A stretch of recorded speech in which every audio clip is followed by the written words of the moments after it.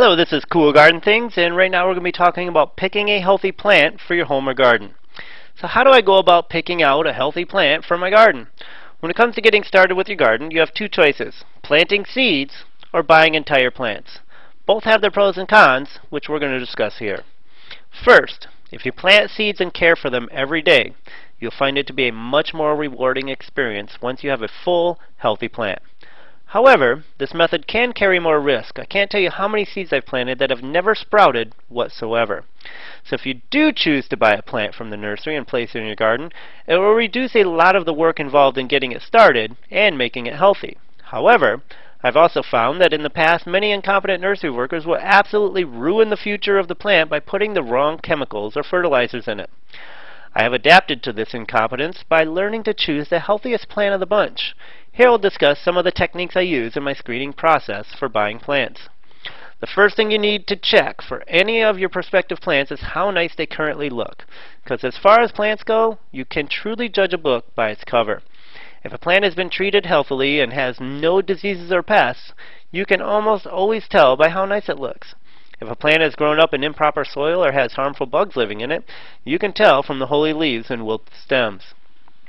Next, if you're browsing the nursery shelves looking for your dream plants, you will want to exclude anything that currently has flowers already blooming. Why? Because plants are a lot less traumatized by the transplant if they do not currently have any flowers. So therefore, it's best to find plants that only consist of buds.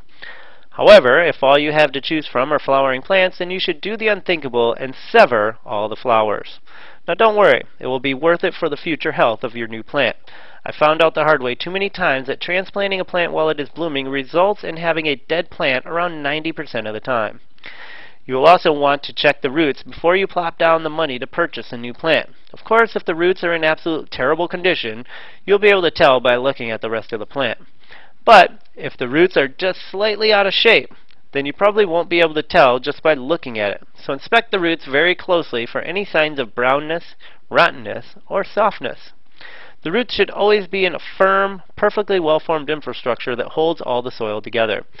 One can easily tell if the roots are before or past their prime, depending on the root-to-soil ratio. If there are a ridiculous amount of roots then with little soil, or a bunch of soil with few roots, you should probably not buy that plant.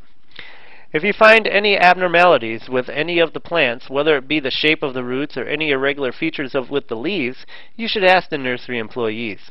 While usually these things can be the sign of an unhealthy plant, occasionally there will be a logical explanation for it. So always give the nursery a chance before writing them off as no good. After all, usually they are professionals who have been dealing with plants for years and have lots of experience in this matter. If you do decide to take the easy route and get a plant from a nursery, you just have to remember that the health of the plants has been left up to someone you don't know. Usually they do a good job, but you should always check for yourself. Also, take every precaution you can to avoid transplant shock in the plant. You know, where it has trouble adjusting to its new location and therefore has health problems in the future.